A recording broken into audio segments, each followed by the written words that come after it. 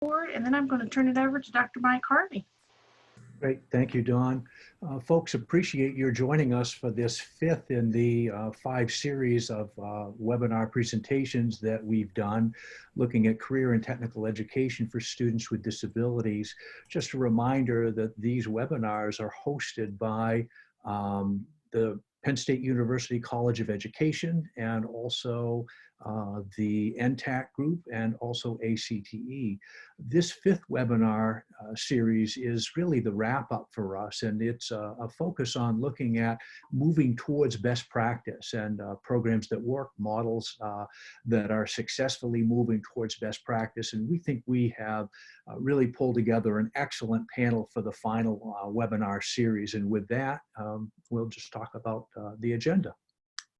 Next. The agenda basically is welcoming ground rules, and Dawn has provided an opportunity for that. Again, want to just make sure that if you have technical difficulties, please check in with the chat box, and also if you have Q&A that will help us frame the discussion later in the presentation here, make sure you give us a heads up on that in Q&A. I'll have a chance to introduce the panel members, and then we'll move forward. Really in taking a look at background on program model collaborations, partnerships, and professional practices that work. We have Dr. Jim Kraft, who is the Executive Director of the Berks Career and Technology Center in Berks County, Pennsylvania, joining us today. And he has his program coordinator on board with him as well.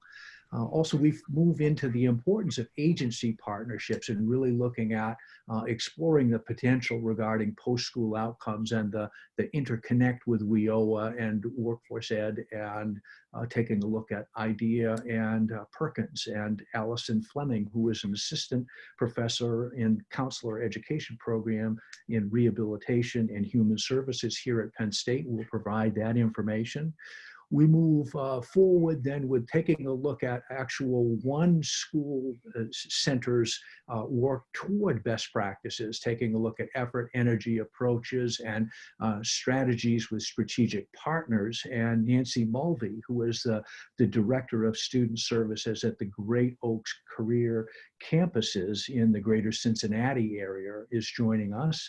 And then last but not least, to do the wrap up is a conversation about what states can do in relationship to policy development, taking a look at how best practices and really what is happening in the state of Ohio. And Amy Zmansky, who is a coordinator and consultant for the State Support Team Region 1, working with the Department of Education in DOE in Ohio, is here to speak with us about what Ohio is doing around policy and policy development.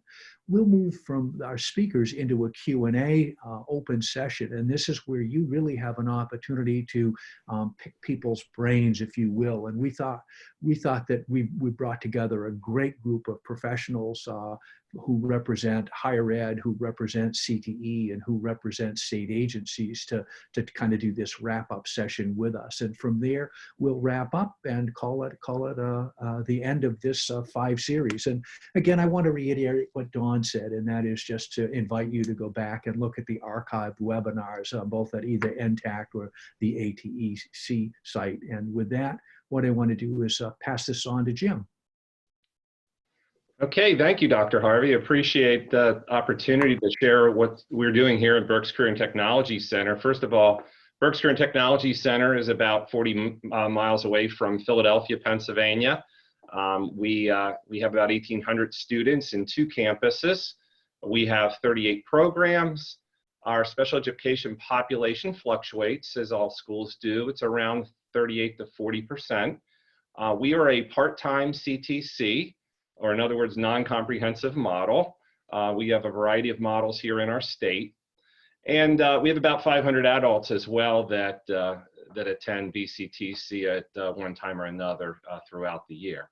I'd like to thank NTACT, ACTE, and Penn State, and our friend Dr. Harvey for including us today. Again, what we want to bring to you is something that's exciting for us, but is also something that we believe could be replicated throughout the nation. So there's something you're going to have as a takeaway today.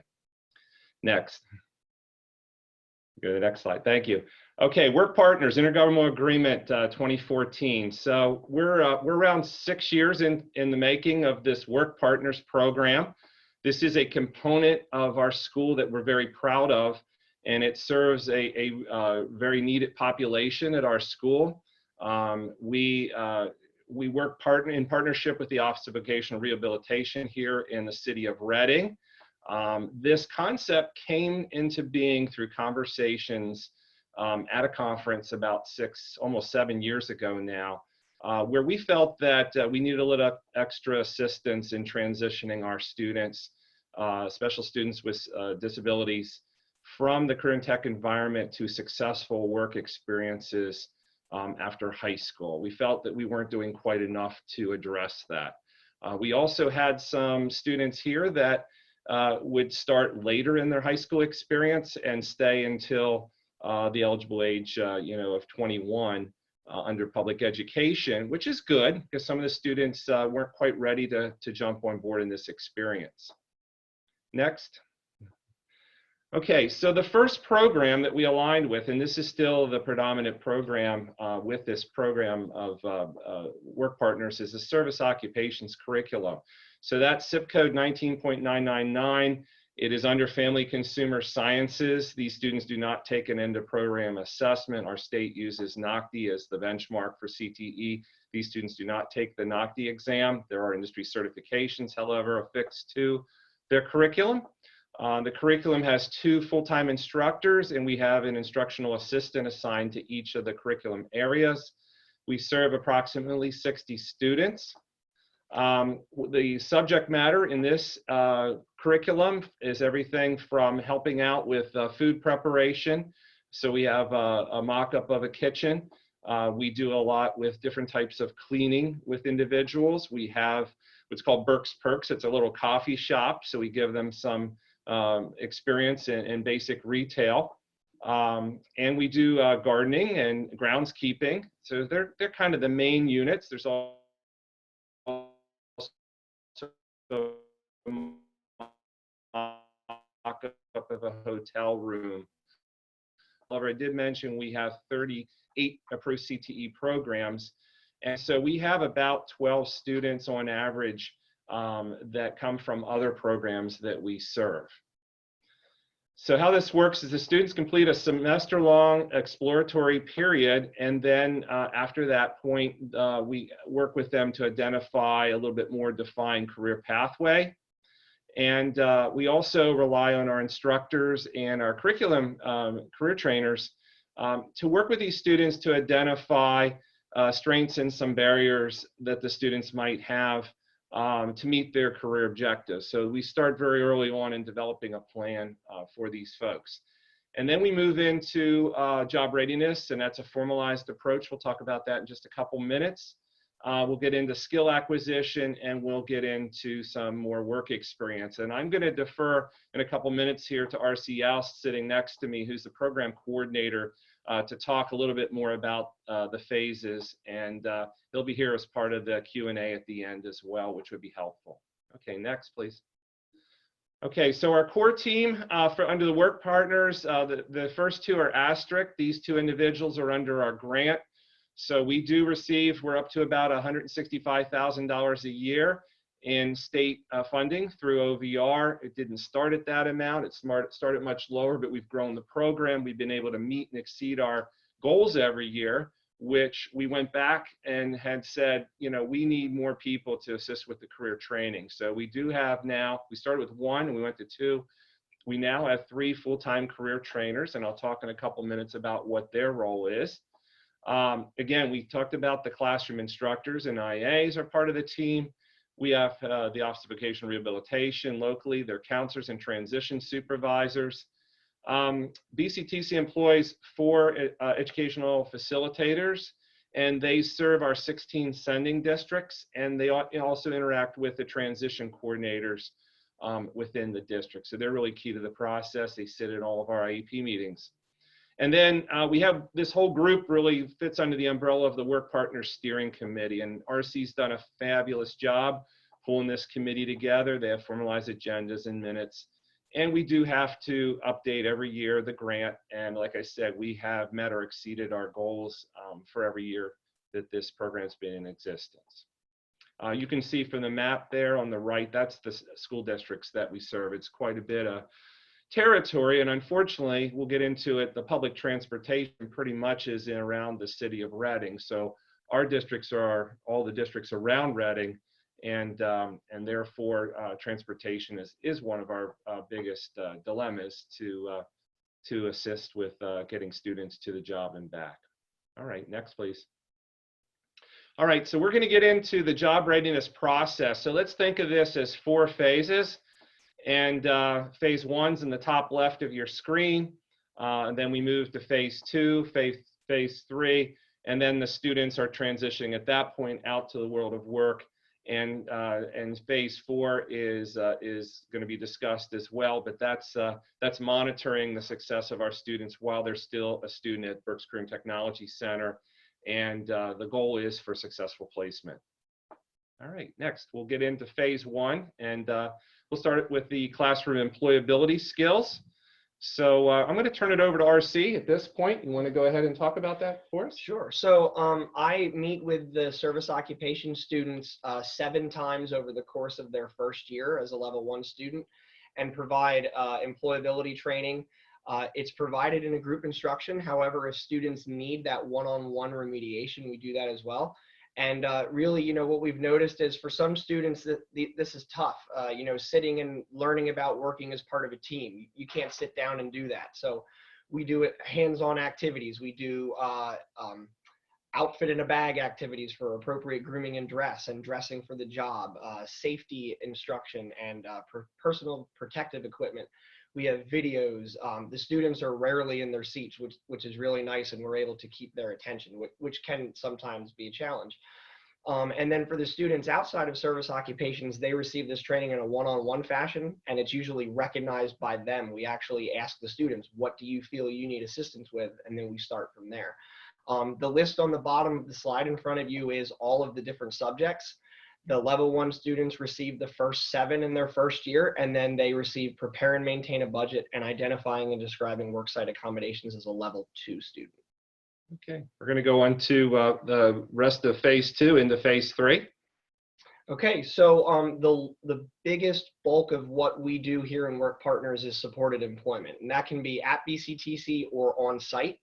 The next 3 slides are some examples of students that we've worked with and some of the efforts that we made to assist them on site. So Nick from masonry there, you can see Nick has a 90% hearing loss in both ears. He had an interpreter at BCTC for sign language, but did not himself use sign language very much. So when he got a job as part of a road crew for a local township, we assisted more so the employer in actually understanding and communicating with Nick how best to notify him of, you know, things that were going on if they were moving about the road, actually using his phone to text him and notify him of things, and he did a very nice job.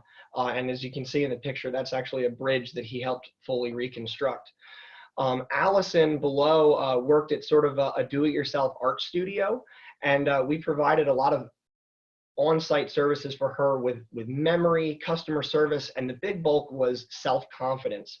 As far as memory goes for different procedures, especially the cash register, we created 3x5 or 4x6 cards on a ring that we were laminated. So if we weren't there assisting her and she had a question, how do I run this through the machine, the register, she could just reach down to her ring and go through that step-by-step process, and it worked very well. Next.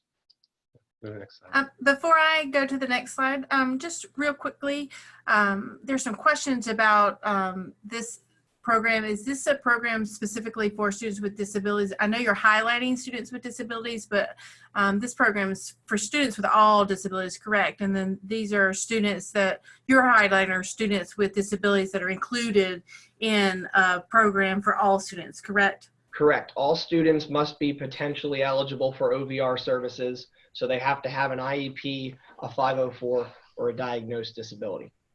Right, but and the career technical education program in general is for all students. So you serve everybody regardless of having a disability or not, right? And then provide additional supports through the collaborations with OVR, right? Correct. So, but you're just, for the purpose of this, it just highlighting some of these additional supports that you're providing on top of, because there's some questions in the chat box about this being a separate program or being completely self-contained versus being more inclusive. No, it is.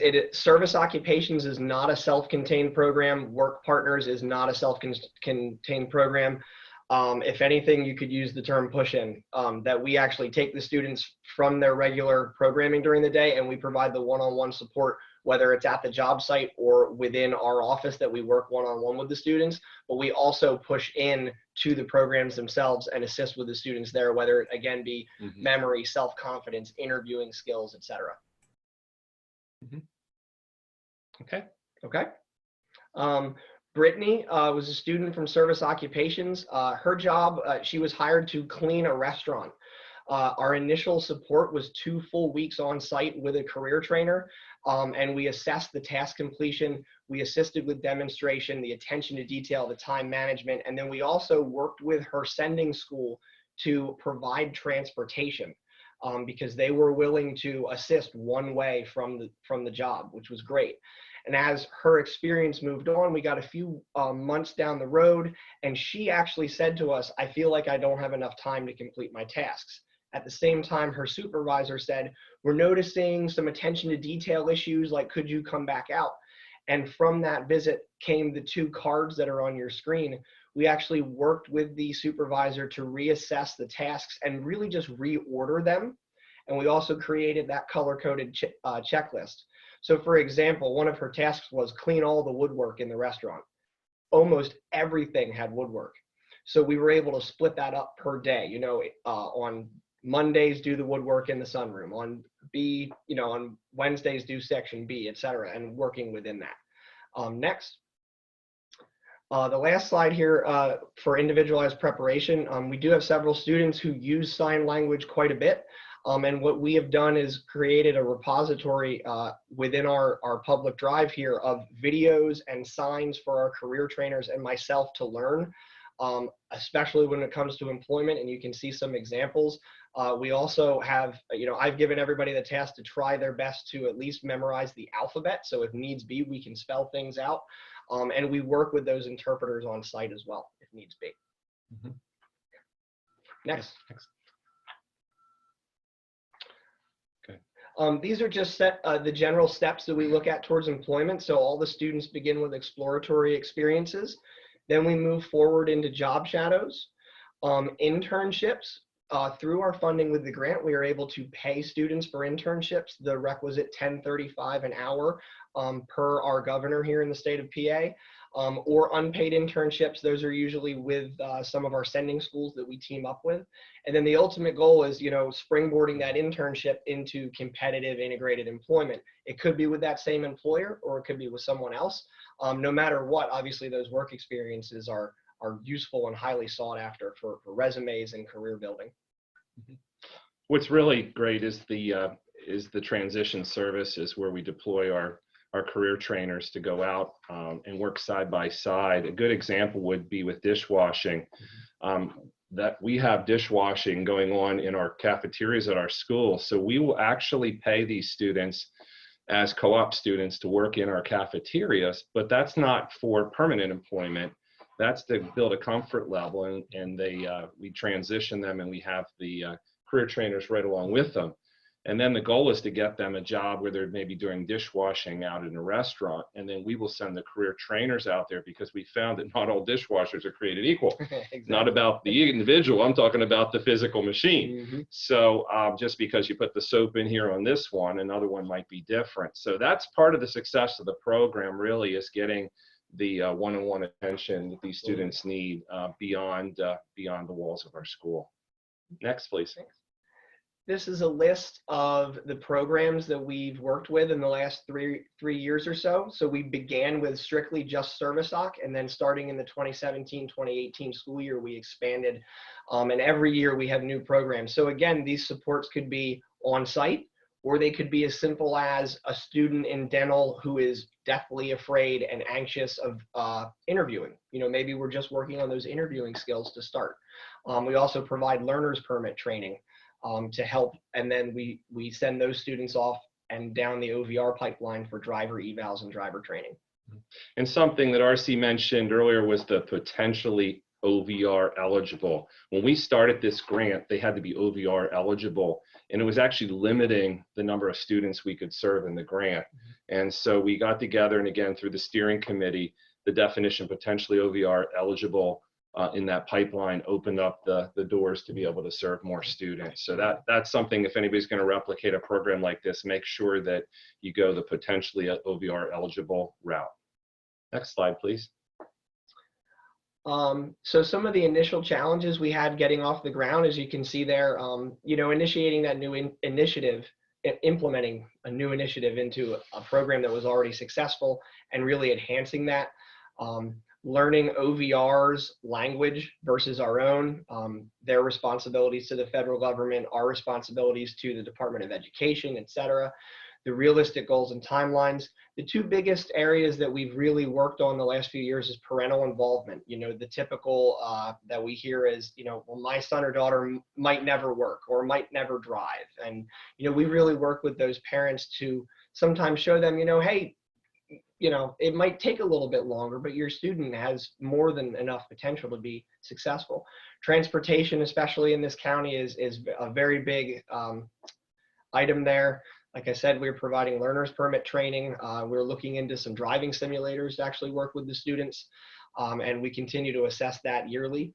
And as you can see on the right, those are some numbers for our successes. Over 67 students permanently employed as of right now, and the paid internships are all funded through the grant, which is awesome. I mean, we enjoy that experience so much, and they are paid.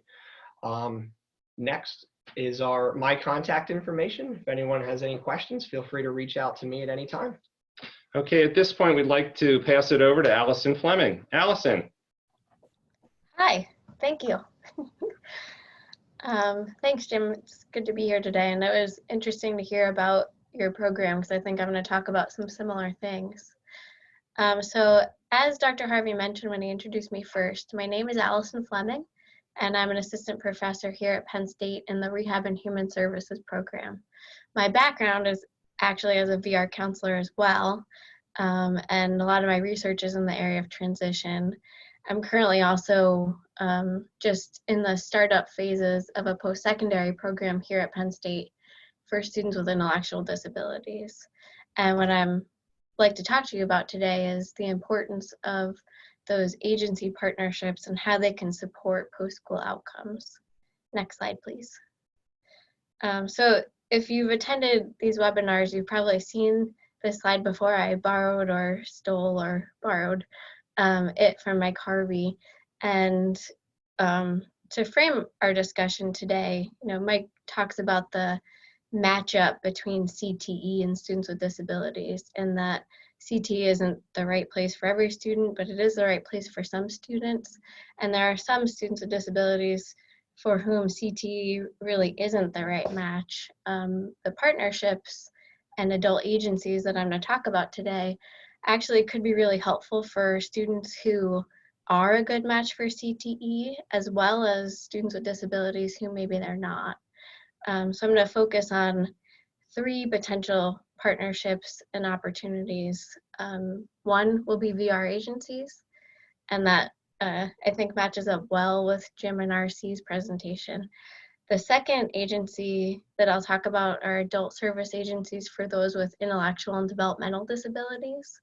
And the third opportunity that I'll talk about are post-secondary programs for students with intellectual disabilities at colleges and universities. In terms of how these collaborations and partnerships can be helpful for students and families, you know, what students need in order to make a successful transition out of high school, they need to know what it is they're going to be doing next. They need to be ready to do it. And they also need to know where the funding is going to come from. And particularly the 2 agencies that I'll talk about can be a nice source of support in all of those areas. Next slide, please. So a lot of the requirements for collaboration have their base in legislation. And if you're one of the 9 VR counselors in the session, you're probably tired of hearing about WIOA, but WIOA is the current legislation that is mandating a lot of what's going on between schools and VR agencies. It's not the first set of legislation to require this kind of collaboration. That's actually been going on formally since the 90s, but informally even before that. And WIOA, which is about 5 years old at this point, was really designed as an effort to strengthen the workforce system and provide greater access to high quality jobs for Americans, including those who have significant barriers to work. And the transition students that we're talking about today are included among that particular group. And the specific updates that were part of WIOA included a few things that are relevant to our discussion. So they included funding and service enhancements for transition age youth with disabilities, and those are referred to under a group of pre-employment transition services, also sometimes called pre-ETS. There was also written into that legislation a mandate to increase the collaboration between schools and adult service agencies, and also across the workforce system. Next slide, please. And I think Jim and RC talked about this a bit, but there's a pretty specific definition of who is considered a student with a disability under WIOA, and that has a few facets. One is age, so that 21 age range that's defined by state. Some states serve students longer, like I recall Michigan, I think, keeps students up to age 26. So if the state definitions are different, then that will supersede. They do have to have a disability, be in an educational program, and be eligible for at least special education services. If a student is within the age range, has a disability, but they're not in an education program, they're actually defined differently and covered under a separate set of definitions. Next slide, please. So those pre-ETs, and Jim and RC talked about this a bit as well, they fall under 2 categories. So there are some services that are required under this legislation and some that are authorized. And as you can see, those required services are much more central to providing that preparation to students to get them ready for that transition. So individual exploration counseling, work-based learning opportunities like the ones that were discussed, workplace readiness, things like that. That authorized brings that umbrella out a bit more, and that can include things like independent living or community integration, things that are program development oriented and oriented towards developing collaborative partners. Next slide, please. So I mentioned that I'm going to focus on just a few agencies and partnerships that I think are the highest priority. So the first one is state VR agencies, and we know that state VR agencies have a pretty singular focus on work.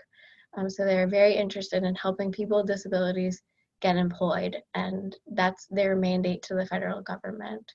So in terms of the collaboration or the partnership with schools, they are pretty heavily impacted by the changes in WIOA. And under WIOA, they must provide these pre-ET services to students who are eligible for VR, as well as anyone who is potentially eligible. And that, from a partnership standpoint, is sort of a nice thing, because as Jim mentioned, it does kind of broaden the scope of who VR counselors can work with. And when I was a VR counselor, we didn't have this requirement. I had to work with students who were eligible and students who were on my caseload. But with this new shift, it's broadened, so it allows for greater involvement with students. Another big difference now that impacts partnerships is that VR agencies must reserve 15% of their budget for these services. And that's essentially kind of putting your money where your mouth is. So that means that in terms of effort and as well as funding, VR agencies are really required to be more involved in schools, providing a nice opportunity for collaboration. There's also greater accountability for the services provided and the money spent by the Rehab Services Administration that oversees all of these agencies. So in schools, what does this look like? It means that with this enhanced collaboration requirement, VR counselors are spending more time in schools. There's expanded opportunities for services, and we're seeing different models of serving students for a more effective transition. Next slide, please. The second adult service agency that I think could be a really helpful partner for some of your students and families are the services for people with intellectual and developmental disabilities. And these services are administered at the state county level, so it's not always easy to figure out exactly what the agency is called. Here, I just Google Center County IDDD, and it brings me to our name. And these services have a broader focus than VR. So they help individuals with developmental and disabilities do work, do independent living, transportation, what they call HAB services, so community living, things like respite for people and families. They also cover companionship, so they're much broader in their scope and can be a nice supplement for those who are eligible.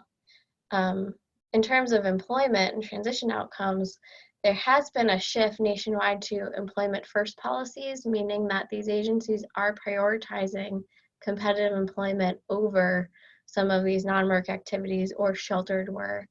WIOA played into that a bit with the significant reduction of use of sub-minimum wage. So facilities are no longer able to pay people below minimum wage to do facility-based work. And that's really being phased out. In terms of resources that could be helpful for students and families, these agencies provide supported employment services, and Jim and RC provided us some really nice examples of how that looks for students enhancing their employment outcomes. They also have these waiver programs, which is a huge help for families who are trying to fund some of these transition services. And the one example that I've posted that hopefully you can click on is in the form of the person-family directed support waiver. So this is an opportunity for students and families to have about $33,000 a year to fund, their next step. So whether it's post-secondary employment or supported employment, HAB, or any of those services that I mentioned, it gives that family a budget to decide, what kinds of things does my student need, and a pretty good amount of money to put towards that. And that can be, some of our families work with IDDD and VR to fund their necessary supports for employment. It can also be used to fund post-secondary education programs, which on the next slide, please, are a kind of newer opportunity for transition youth. And these programs have been around for a while, but they've really taken off in the last 10 years. In terms of a transition opportunity for students and families, they're pretty different. So these programs are for students who ordinarily would not meet college entrance requirements. So there's typically an intellectual disability requirement, some focus on students who have autism, spectrum disorders, etc. And in terms of thinking about what's my next step, and for students who need a little bit more development to be work ready, these do provide a good opportunity. Think College is probably the best source of information about these programs if you want to learn more about them. So just go straight there. I just took some of their resources. And these programs are set up a bit differently. So some of them are what we call dual enrollment, meaning students can attend when they're still enrolled in high school, and then they're dually enrolled in this post-secondary program. Some are residential, meaning that students live in dorms right alongside their peers, and others are non-residential, more like commuter universities. And they're, like I said, they're growing. You can see they're kind of more prevalent on the coast than they are in the middle of the country. And there are about 5,300 students enrolled at this point.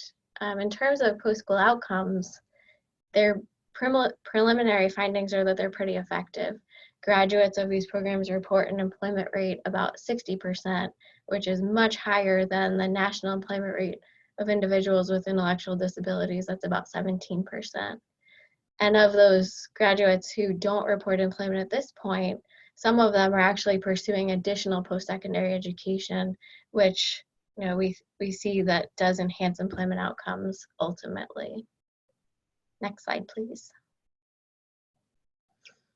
So I'll finish up by talking about our program at Penn State, just to give you an idea of what these programs can look like and do look like.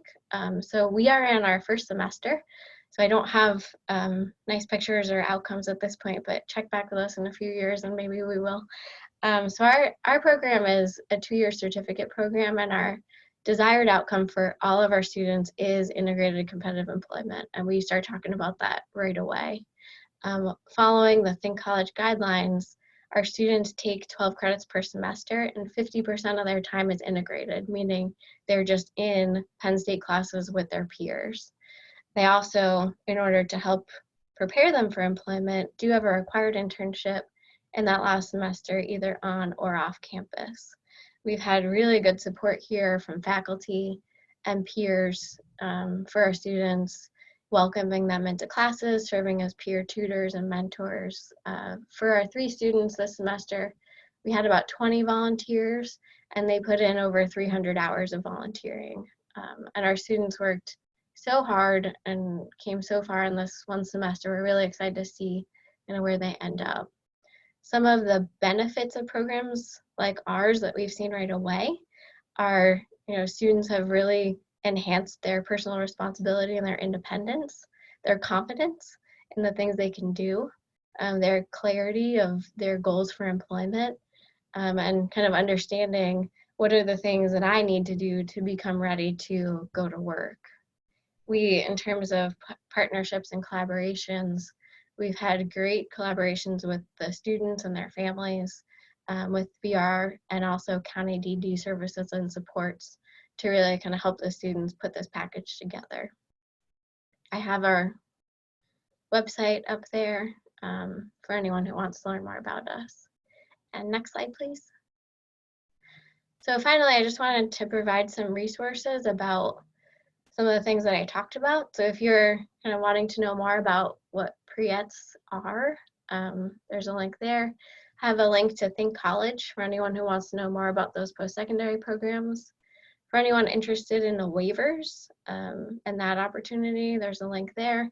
And finally, information on employment outcomes.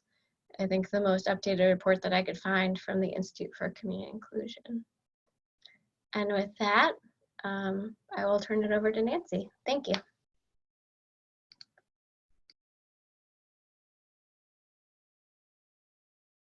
Hi there, my name is Nancy Mulvey. I'm the Director of Student Services with Great Oaks Career Campuses. And to tell you a little bit about Great Oaks, we are in Southwest Ohio, mostly around the Cincinnati area. We have 4 different campuses. We serve 36 school districts. Our 4 campuses are Diamond Oaks, Laurel Oaks, Live Oaks, and Scarlet Oaks. We have about 2,800 students on site on our campuses, but then we serve about 12,000 students in satellite programs that are across our 36 schools.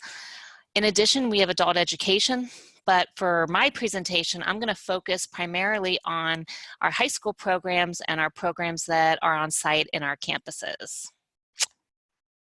Next slide.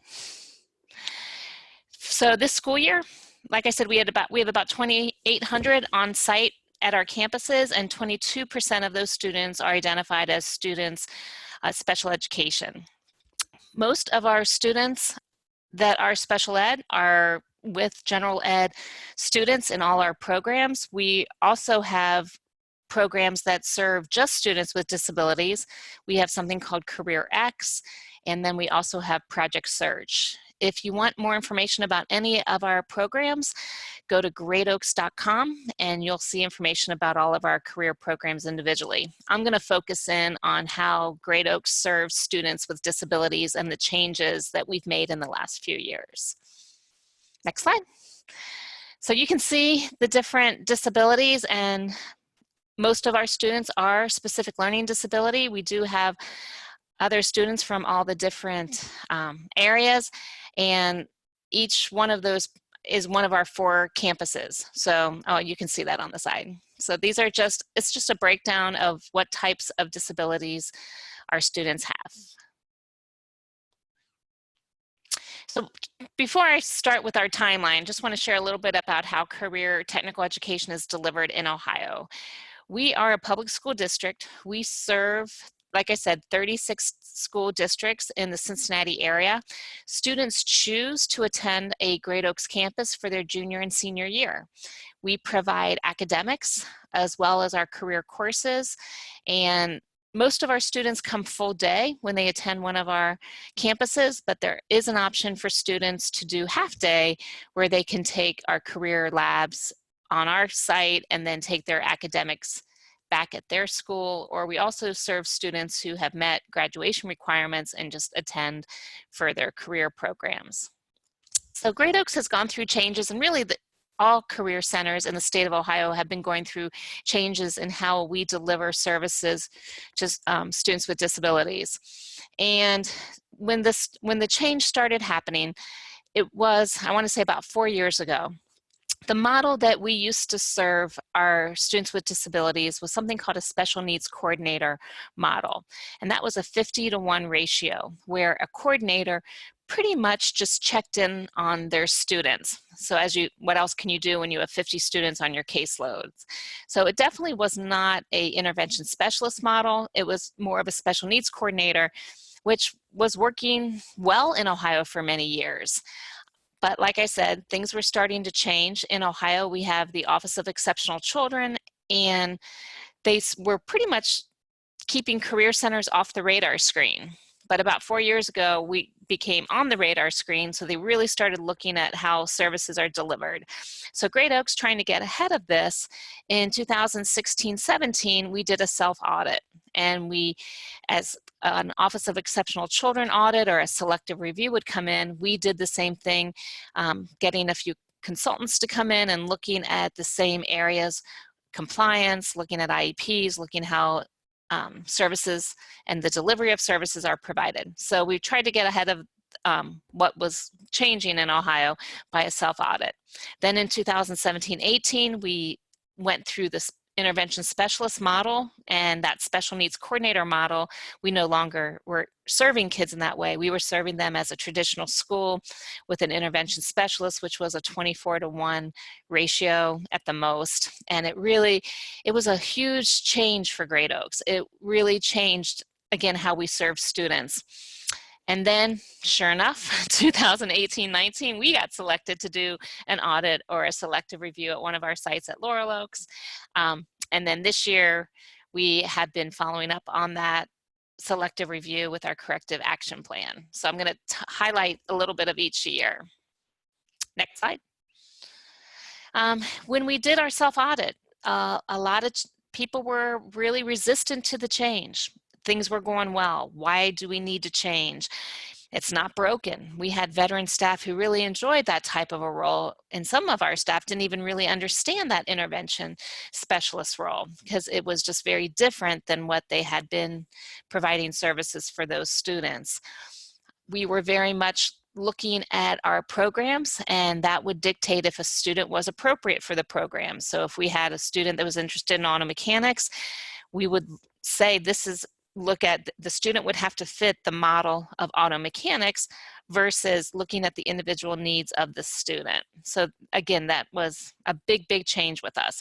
So in 2016, the conversation started. It definitely, like I said, was resistant, but our affiliate schools were all in. They were ecstatic to see that we are looking at changing, and were very much appreciating that we were going to the same model that they were, and really knew that that was how to serve students better. Another success is something called Essential Skills, and you go to our website and you can pull that up, or you can contact me. And this was a really big undertaking of really providing specific information to families. Really, it's good for all students, but especially students with disabilities, that really took each one of our career programs and really looked at all the different skill sets needed. In Ohio, we're very fortunate to have something called Ohio Means Jobs, which is a great resource that is helpful in all kinds of career planning, employment, career training. It's a wealth of information. Ohio Means Jobs, just put that into your Google and you'll be amazed at what we have there. And so what we did is we looked at Ohio Means Jobs, and we would look at an entry-level position. So if I use auto mechanics as my example, we would look at what all the different traits of an auto mechanic at an entry level.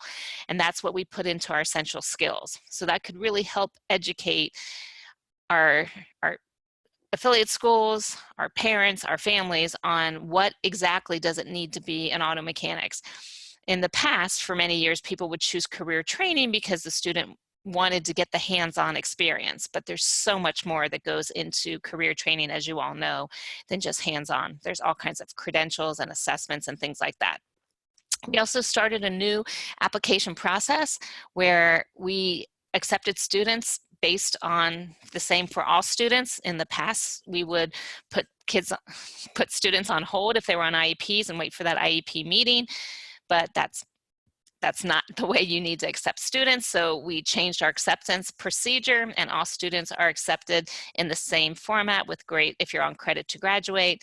And then if the students served by an IEP, we would find out after they were accepted and made sure the families knew that final placement in the program would be based on the IEP meeting. Next slide. So now 2017-18, like I said, a lot of people were resistant to change. We had conversations, we were changing a few things, but really I'd say 2017 and 18 was a big year for us. In addition to that, we received a complaint from the Office of Exceptional Children, which is, like I said, in Ohio, which we were mandated in our follow-up to do different things, including professional development and really looking at the services that we provide to our students. Specially designed instruction was something that was a real challenge for us. It was pretty much something that was based on our general ed teachers, but with our intervention specialists now working with the students, we had to figure out how to provide that resource. Again, our students, the majority of our kids are in gen ed classrooms, and that was with support. So we had to figure out how to do that. Communicating with affiliate schools, we have 36 different districts and 36 different ways that they work with students on disability. So we had to be able to work and figure out an effective way of how to work with them.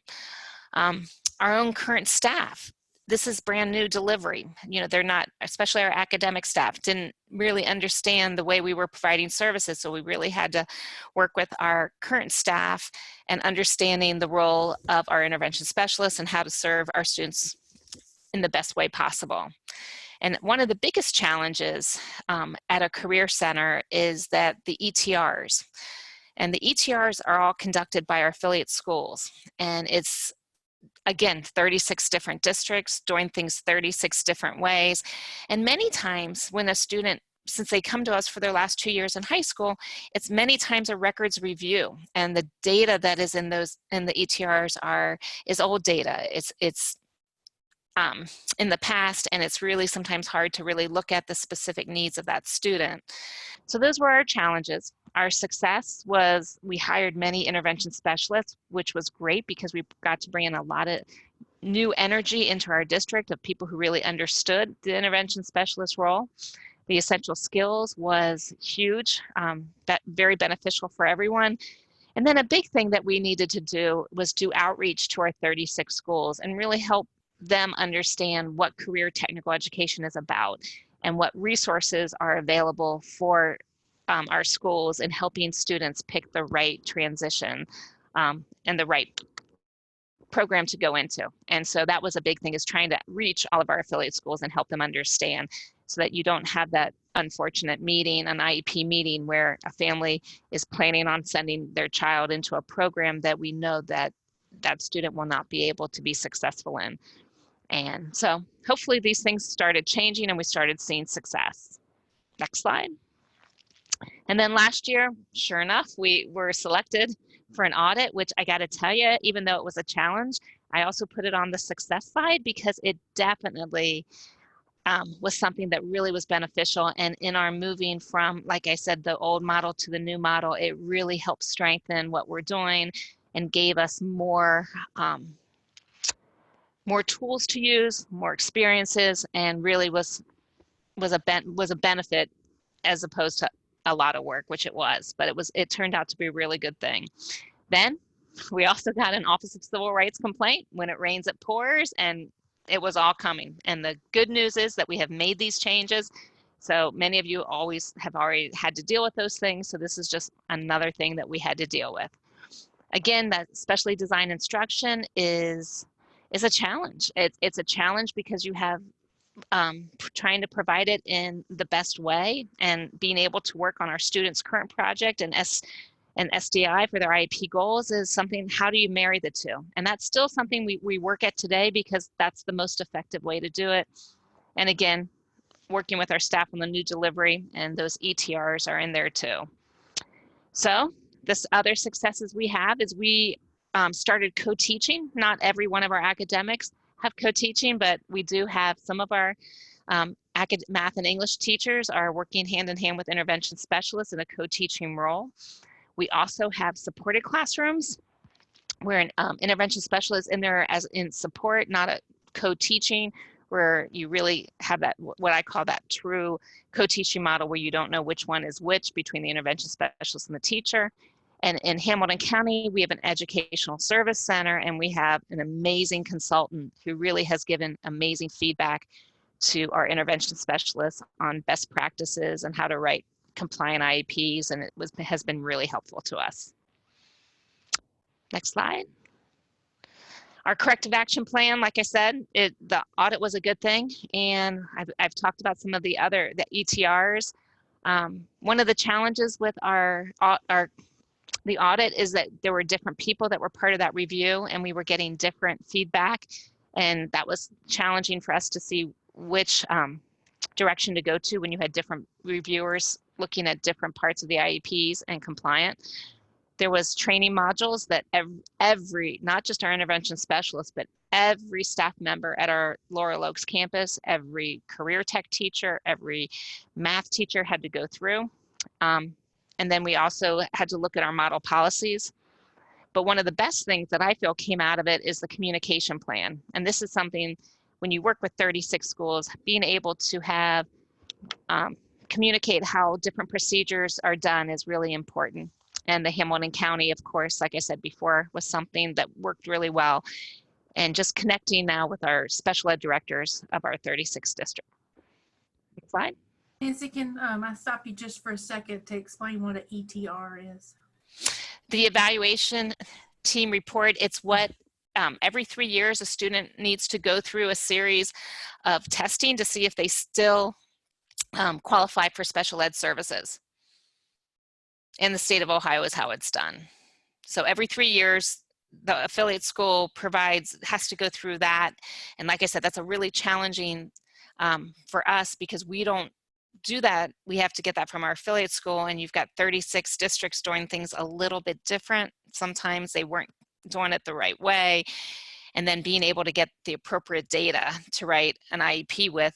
Sometimes, like I said, they don't do a whole new evaluation. They actually will do a records review, and that's sometimes a challenge. Thank you. And then this year, we're working through internal monitoring. That's part of our corrective action plan. How can we keep this momentum going, making sure that we're doing things right? Because of the ETR, the evaluation that needs to be done, we are now working in Ohio. We have different regions, and we're bringing in representatives from the Office of Exceptional Children to help our affiliate districts understand what is a compliant ETR and what are the different things that need to be done, which is beneficial to all students.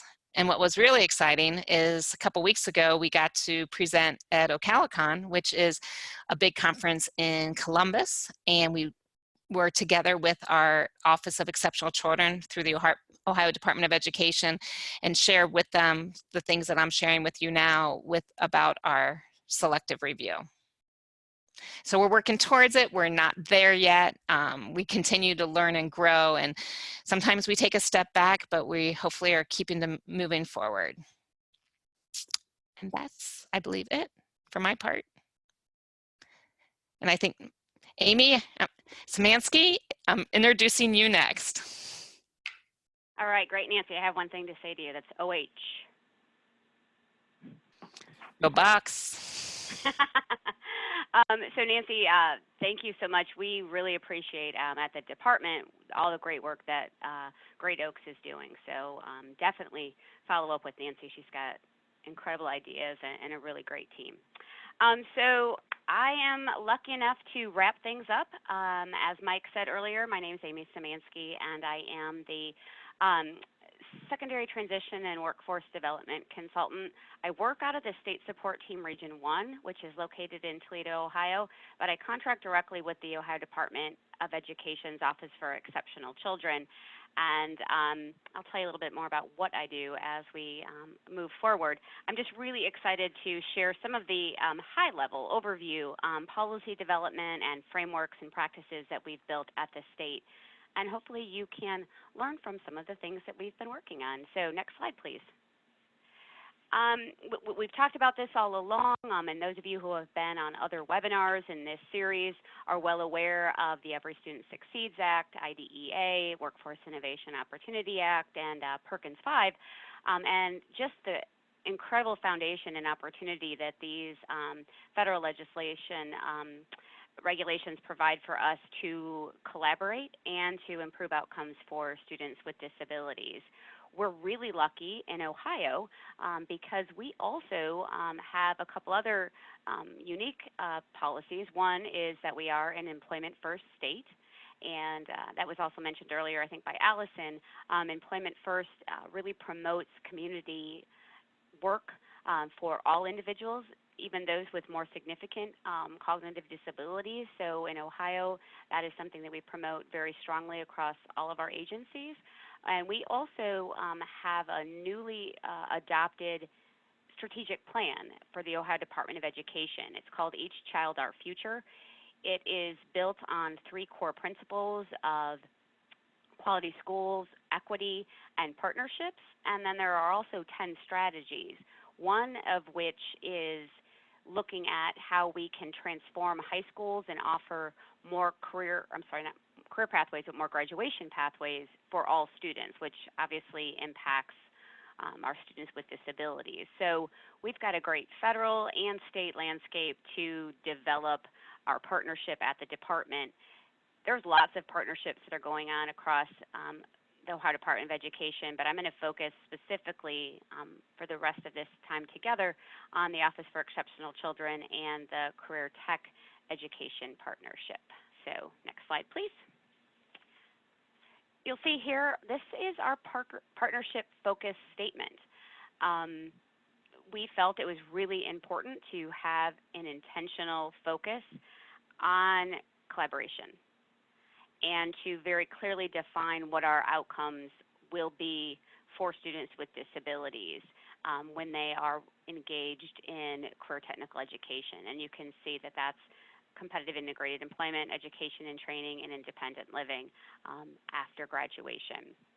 So we use this focus statement on any of our joint meeting agendas and meeting minutes. We just want it out there in the forefront of our work in all that we do. And we use this as, hopefully, and Nancy can probably provide some off-site feedback, but we hope that this is providing a state model for what we want to see at the regional and then local levels. So if they can see this type of partnership, this type of collaboration, they will continue to model that in their respective situations. So if you want to go to the next slide, please. One thing that I want to stress is that the partnerships that have been developed between OOEC and CTE did not happen overnight. We definitely have a rich history of collaboration in the Department of Education in both of these offices, but there was a pretty significant turnover of staff several years ago. And so I came on board about I think I'm starting my 5th year now, and we realized that we needed to really start some more relationship building. And as a result, we decided to have a retreat. And it was a 1-day retreat. We went off-site. We took the full day. We invited all of the heavy hitters. We had our directors of Career Tech, our director of Office for Exceptional Children, the associate directors, the assistant directors, all of, like I said, those heavy hitters. And we just sat down and rolled up our sleeves and said, let's talk. Let's look at what our common focus is. Let's establish a foundation of collaboration overall. And we started by just looking at what's working and what's not working. So we did a SWOT analysis. That was the first thing that we did is, what are our strengths, weaknesses, opportunities, and threats related to how we're currently providing career technical education for students with disabilities in Ohio. And I'm sure you can imagine that had some pretty interesting conversations that came from it, but they all were really necessary. And I think overall were the things that really made kind of the needle move in terms of our trust and collaborative work. We also sat down and looked really closely at what were our unique and common vocabulary words. Just like the question about the ETR that we just asked of Nancy. Those are things that just aren't necessarily on everyone's radar. So we wanted to make sure that we were talking the same language, that we saw a crosswalk between our vocabulary. What is a concentrator in career tech? What is a transition service in special education? We also looked at legislation overall. What are the key legislation that ties us together, and what does that mean for accountability purposes, for example, for each of our agencies or each of our offices? And then down to the individual roles and responsibilities within our own team and within our own offices. Just, again, trying to really establish a firm knowledge and understanding so that when we walked out of there, the feedback I received is that a lot of misconceptions had been addressed and that people felt like they were able to understand one another, work together more efficiently, hopefully, and effectively, and then really set the stage for positive outcomes from there on out. So it was a win. It's something that we hope to do again. We have new leadership at the department. We know that a lot of people have staff turnover, and we are no exception. So hopefully we'll be able to do another big retreat. We do, more consistent meetings throughout the years, but that was kind of what I would say the game changer for us was this big, separate retreat. So please change the slide. So once we kind of had that foundation, we decided that we really needed to start building out our internal state team. Now, Nancy had mentioned the work that she had done with the Office for Exceptional Children, and there's multiple teams within the Office for Exceptional Children. One is our supports and monitoring team, and then now we have our secondary transition team. We do work very closely, but I'm just going to focus on the key members of our secondary transition team. You'll see my title here as a statewide consultant for transition and workforce development. We also have Brenna Bartlett, who is our Office for Exceptional Children and Office of Career Tech Education Liaison. She sits in the Office of Career Technical Education, but attends a lot of our joint meetings and is really that conduit of information back and forth between both of our offices. It's not a surprise that she's also the Perkins V equity lead for our department and works very closely with myself and other team members on ensuring that students with disabilities and all special populations have equitable access to career technical education and are making progress, right, as is stated in Perkins V. So she is a key member of our team. Another key member of our team, our mighty team of 3, is Alex Corwin, and I believe he is on the call still. Yep, I see his name right there, so shout out to Alex. He is our Ohio Transition Support Partnership Project Coordinator. Lots of words. It essentially is our partnership between vocational rehabilitation. Unlike other states, Ohio's vocational rehabilitation does not sit in the same department as education. So we have established a partnership that I'll explain a little bit more in a next slide. But essentially, this is our way of really developing that partnership between vocational rehabilitation and special education. So this is our team of 3, like I said. Next slide, please. From that team, We then have a regional system of support that it does incredible things for our framework and for our ability to disseminate and implement activities. So Ohio House Bill 115 established, and I'm going to read this from the legislation, established the creation of a coordinated, integrated, and aligned regional system to support state and school district efforts to improve effectiveness and student achievement. So we have 16 state support teams that contract with our educational service centers, who are designated as fiscal agents, and each of these 16 state support teams has what's called a secondary transition contact. So that's wonderful. I'm sure you can imagine if we have 16 folks across the state that I can go to and work with directly on special education and secondary transition. That's awesome. We also have 5 career technical planning district consultants. And those folks are divided throughout this state to work specifically on career technical education and special education. So when Nancy mentioned the communications plan that her team was working on, our career technical planning district consultants are very instrumental in helping our career centers and our traditional schools that have comprehensive career centers work on those communication plans. And I believe Andy Tamelio from our region up in the northeast of the state is on the call. So Andy, shout out to you. Next slide, please.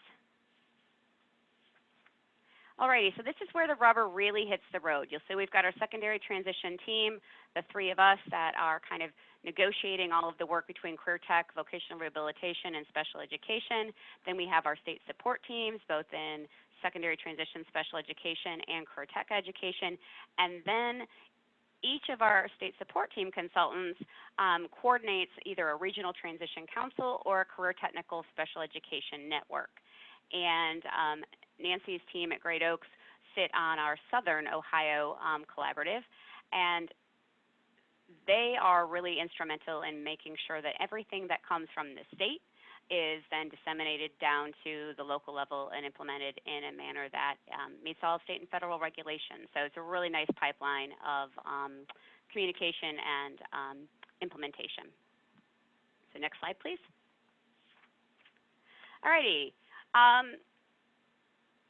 Here's all the work that we're doing. Actually, not all of the work, but some highlights of the work that we're doing with our team. I don't want to give the illusion that these are things that our team is doing in isolation. We are working very closely with many other offices throughout the Department of Ed, as well as other teams within our own individual offices. But here are some of the key things that I think are operationalized more fully because of the partnerships that we have.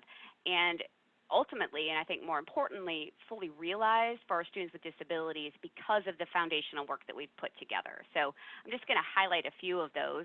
And I will also state our revised code numbers just in the event that anyone is interested in looking more up about these policies. You can also probably just do a search on revised code to find them. But the first would be our career advising policy, and that is Ohio Revised Code 3313.6020. And our career advising policy states that each school district in Ohio must develop a career advising policy. So all of our schools have a career advising policy, and then there's also a requirement that once a student in 6th grade or higher that is identified as at risk of not graduating needs to have a student success plan in place. So these are areas that our state support teams work very closely with our school districts on as much as possible. We also have a business advisory council requirement, and that is Ohio Revised Code 3318.2 that requires each school district to have a business advisory council. Again, you can, I'm sure, see how important it is to have special education staff working very closely with business advisory councils so that we can ensure students with disabilities have access to the same types of work-based learning experiences and such as typical peers. We have our House Bill, House Bill 166, which is our biennium budget bill as well, and that outlines all of our graduation requirements. We have multiple pathways to graduation and work on committees right now to ensure that all our students with disabilities have equitable access to each of those pathways. And then finally, I mentioned this a bit, Brenna Bartlett is leading our Equity Lab work with the Perkins V transition plan, and we just also posted our new Perkins V combined state plan up on our webpage. So if you're interested to see all the other work that we're doing specifically related to Perkins and special populations, visit our website and look for our Perkins V plan. A couple other things I just want to bring to your attention would be a little more background on our Ohio Transition Support Partnership. Again, this is our interagency collaboration between vocational rehabilitation and Office for Exceptional Children. This is funded through our biennium budget, and I think really excitingly funds and supports 54 targeted rehabilitation counselors for transition age youth in the state. So we have funds that are generated through our special education enhancement dollars, and we use those to match federal funds at our VR, our Opportunities for Ohioans with Disabilities agency, and then draw down the funds to fund these rehabilitation counselors. It also allows us to have some pretty significant expansion with our pre-employment transition services, which you'll see in the programs and practices column, as well as to create data sharing agreements between our agencies. So Alex Corwin, again, is the contact there, and he can give you plenty of information on our data sharing agreements and all the great things that are happening with the partnership. We also have, as I said, an Ohio Employment First initiative, and Career Tech, as well as Office for Exceptional Children, sit on the Ohio Employment First Task Force. So we're involved in all of that state level work. And then I also sit on our Ohio Interagency Council for Youth, which provides us an opportunity to support transition age youth who have mental health needs, as well as substance use and abuse needs. So we were fortunate to be able to just recently partner with Career Tech and create 2 industry recognized credentials in that pathway, and are actually building a behavioral health pathway in our Career Tech Center. So really exciting work there. Something else that I think is probably really important to mention is our New Skills for Youth Success-Bound grant that came from JP Morgan Chase. And specific to that is our Personalized Professional Pathways program. If you want to learn more about that, you can contact Brenna Bartlett or just do a search on our webpage. It is an opportunity for students to earn academic credit and work-based learning credit at the same time. It's a really clever spin on credit flexibility, and something that we're just piloting right now, but are excited to learn more as the pilot projects continue. Brenna also works in our job training coordinating program for students with the most significant cognitive disabilities. And then we also have a work-based learning toolkit with a frequently asked questions document for students with disabilities. So lots of great things going on. If you want to go to the next slide, I know that nothing that I've mentioned there is necessarily earth-shattering. You're all doing incredible work in your respective roles throughout the country. But I've heard oftentimes that one of the kind of standouts for Ohio is that we seem to work really well together on these projects, and I would agree. In fact, I would, say beyond a shadow of a doubt that it's the relationships that really matter the most.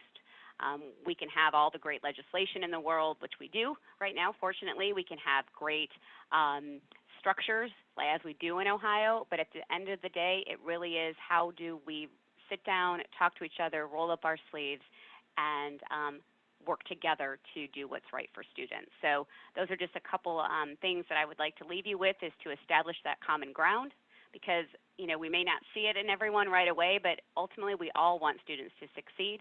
Make sure you communicate, relate to one another, of course, collaborate, involve as many people as you can, prepare them by giving them the information that they need to be successful, and that will empower them to feel that they are equal partners in the work. So thank you so much. I appreciate your time. I'm going to turn it back over to Deanne, and I think Deanne Deanne, am I turning it over to you? Yes, You I think so. turning And it Dawn. on to Mike, Dawn, and Deanne.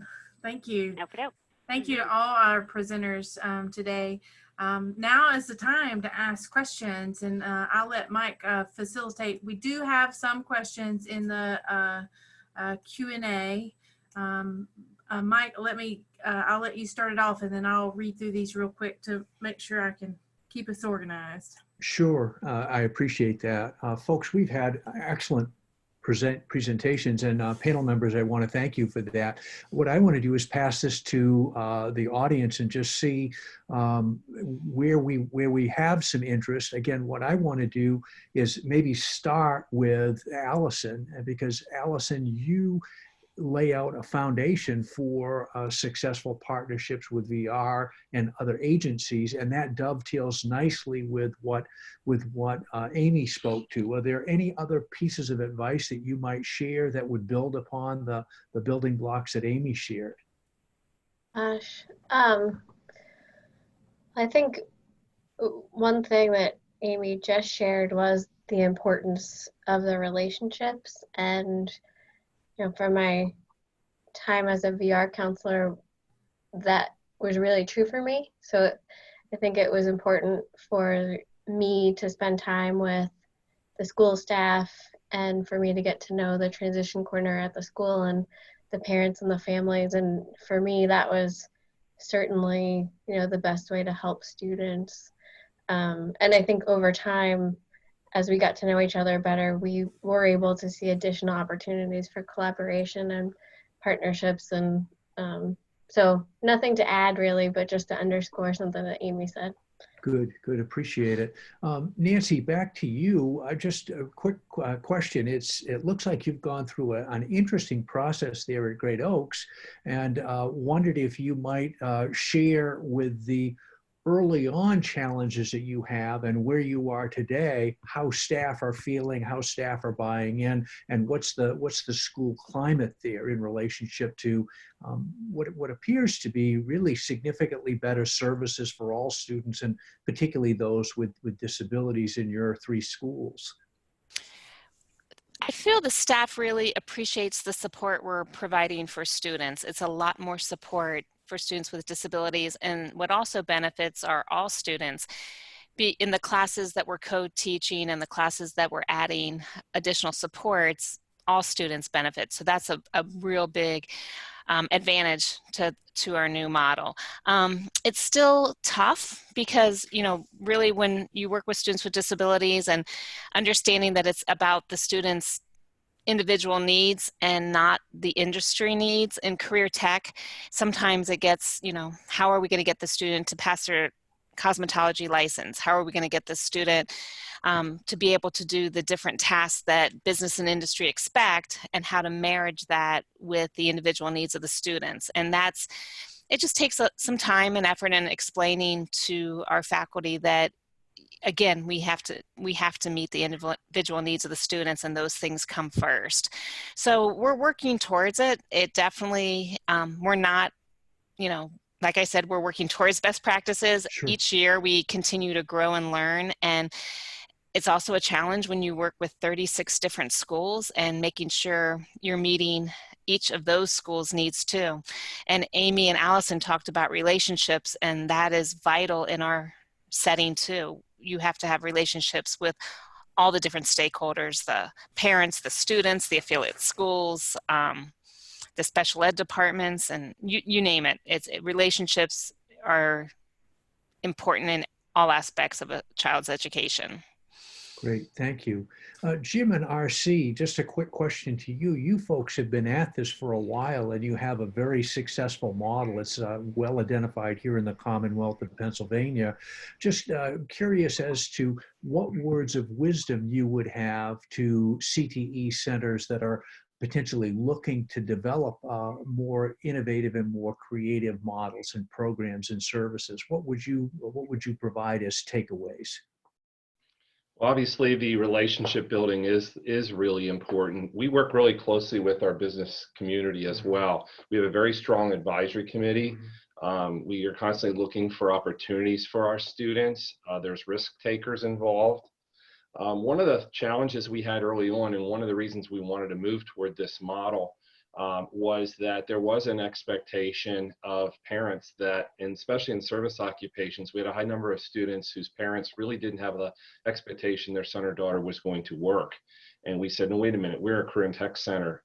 Every student is here because we want them to succeed out there. So we had to start tackling the mind shift of the parents. That was a tough nut to crack, but I think that we've really come over the hurdle at this point, and the successes of our program are speaking for itself. So, strong business collaboration, relationship building.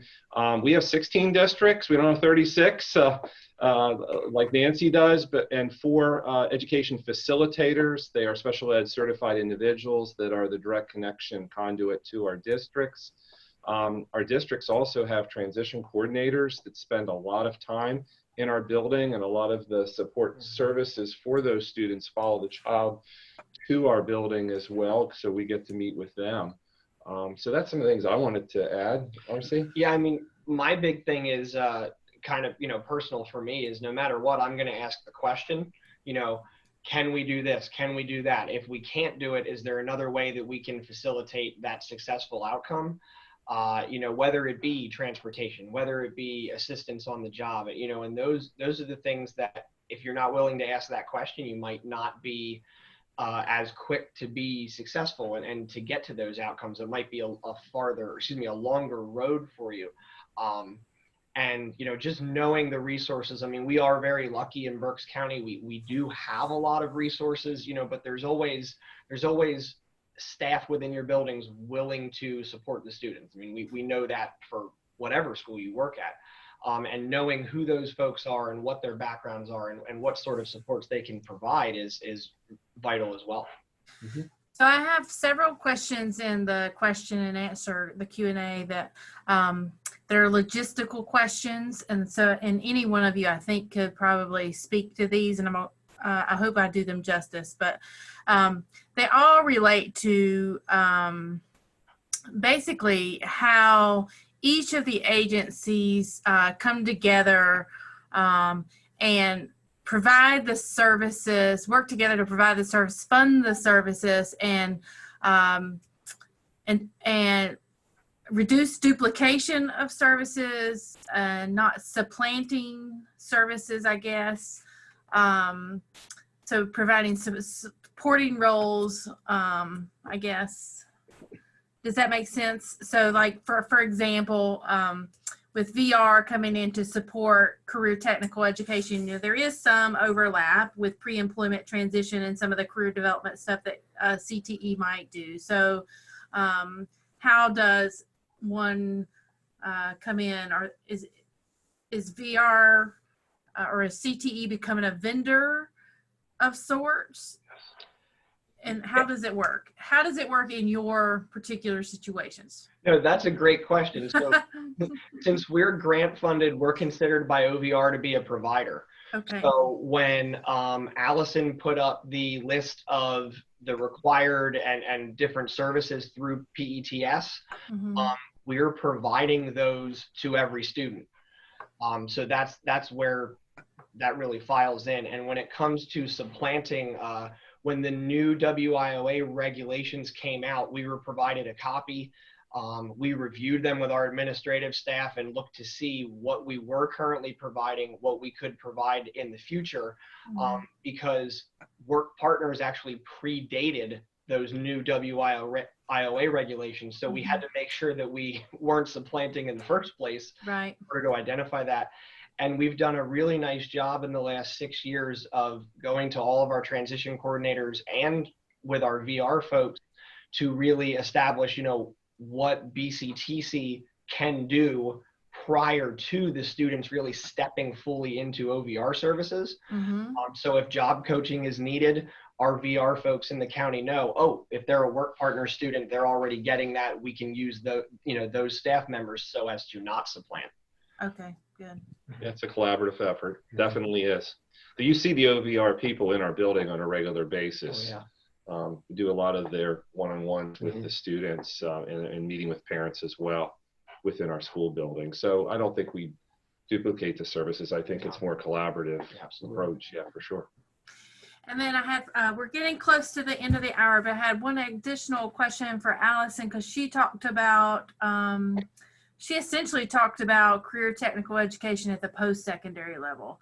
I mean, most of these calls have been talking about career technical education at the secondary level, not the post-secondary level, but there are some programs that are dual enrollment programs, and then post-secondary education where there are Perkins funded under Perkins V that are at post-secondary level, where students can continue their education and preparation in these career fields at the post-secondary level. So I just want to, I guess it's not necessarily a question, just a recognition that there are opportunities to continue to collaborate with post-secondary institutions and provide opportunities for students to further their education in these career pathways or these career fields in post-secondary institutions after they leave high school, and collaborate with these similar agencies that they're working with in school, in high schools, to receive the same kinds of supports. Is that correct? Is that a good summary of what you were talking about? Yeah, sure. And so there's the post-secondary programs that I mentioned. There's also a lot of opportunities at community colleges for more specific vocational technical expertise certifications that a lot of students with disabilities move into. Pennsylvania doesn't seem like they have as much in that area as some other states I've worked in. Yeah, Tennessee is tons. We have lots of, Tennessee's full of them. So I'm surrounded by TCATs is what they're called. TCATs. Yeah, but just like other students, a lot of students with disabilities do benefit from a bit more development and education in terms of specific work skills, but also soft skills that we learn professionally. So yeah, there are a lot of opportunities there. Yeah. Well, we have reached the end of our time today, but I wanted to thank all of our presenters today. Their contact information has been included in the PowerPoint, and they have agreed to be contacted. If you do want to follow up with additional questions that may not have gotten answered today, feel free to reach out an email or give them a ring to learn more about their programs or how they did things. And of course, NTACT and Penn State, Mike Harvey, and ACTE folks are also available to support you as you move forward in supporting students with disabilities in career technical education. Again, the link to the evaluation is in the chat, and we will follow up with an email with a link as well. We appreciate your feedback. If you could, please do complete the evaluation. Again, thank you so much. Thank you to our presenters. We hope everyone has a happy holiday, safe holiday season, safe travels if you're going anywhere. Stay warm, and we'll see you in the new year.